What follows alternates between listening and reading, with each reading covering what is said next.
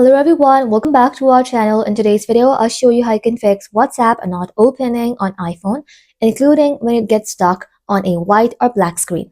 Let's get started. Swipe up from the bottom and hold to open the app switcher. Now swipe WhatsApp up to close it completely. After that, open WhatsApp again. Now restart your phone.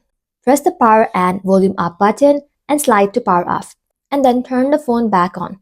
This refreshes app memory and usually fixes the black or white freeze issue. Once you do that, open up your App Store and then in the search bar search for WhatsApp.